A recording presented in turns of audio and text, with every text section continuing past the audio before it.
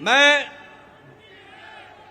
आपके साथ इस बात की भी चर्चा करना चाहता हूं कि आंध्र प्रदेश में हमारे अलायंस पार्टनर के साथ वहां भी एनडीए की सरकार बन रही है। इस तरीके से परिवर्तन हुआ है। मित्रों, केरल में भारतीय जनता पार्टी ने अपना खाता खोला है। जहां हम कहीं दूर दूर तक नहीं दिखते थे, दूर दूर तक नहीं दिखते थे, उस केरल में कमल खिला है और वहां भी एनडीए की उपस्थिति हो गई है। इसको भी हमको ध्यान में रखना चाहिए। हमारे वोट शेयर बढ़े हैं। हमारे प्रदेशों में वोट का शेयर भी बढ़ा है। और इसके साथ साथ मैं एक बात और कहना चाहता हूं। 2014 में यह बहुत ही ऐतिहासिक घटना घटी थी कि एक गरीब मां का बेटा भारत का प्रधानमंत्री बने थे और वो भारत की गुर्बत और भारत के अंदर रहने वाले गरीब लोगों की दुख उसको उन्होंने आत्मसात किया था। वो जानते थे गरीबी क्या है। वो जानते थे कि गरीबों का नेतृत्व करने की क्या आवश्यकता है।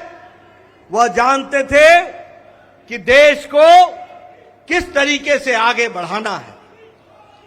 और मुझे याद है कि 2014 में जब एनडीए की सरकार बनी तो आपने उस समय कहा था, मेरी सरकार गांव को, गरीब को, वंचित को, पीड़ित को, शोषित को, दलित को, महिला को, युवा को, किसान को समर्पित रहेगी और उनके विकास के लिए हम काम करेंगे।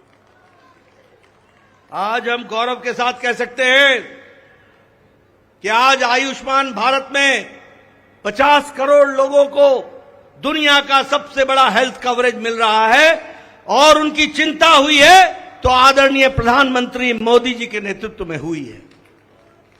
और आगे 30 में इस देश का कोई भी नागरिक जो 70 साल से ऊपर का होगा उसको भी आयुष्मान भारत का कार्यक्रम से जोड़ा जाएगा। इस बात को हमको ध्यान रखना। उसी तरीके से चाहे बहनों को गैस का चूल्हा पहुंचाना हो, गैस का सिलेंडर पहुंचाना हो, हर घर नल, हर घर जल, इसकी व्यवस्था करनी हो, हमारे भाइयों को, बहनों को बैंक से जोड़ना हो, ये सारे काम प्रधानमंत्री मोदी जी के नेतृत्व में हुई और गरीब की चिंता की गई, गरीब की चिंता की गई। मैं यहां यह भी कहना चाहूंगा कि जब प्रधानमंत्री जी ने 2014 में बागडोर संभाली थी तो भारत की अर्थव्यवस्था लड़खड़ा रही थी। भारत की अर्थव्यवस्था के साथ साथ बैंकिंग व्यवस्था ये बिल्कुल लड़खड़ाई हुई थी, एक तरीके से ढह गई थी।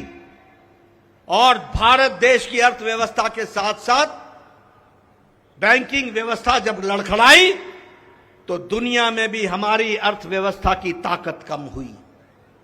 लेकिन प्रधानमंत्री मोदी जी के नेतृत्व में बैंकिंग व्यवस्था को मजबूती दी गई, अर्थव्यवस्था को मजबूती दी गई और बैंकिंग व्यवस्था के बारे में दुनिया ने भी सराहा कि आज भारत एक मजबूत बैंकिंग सिस्टम के साथ खड़ा है। और सबसे बड़ी बात यह है कि 2014 में हम 11वें नंबर की अर्थव्यवस्था थे, 11वें नंबर की।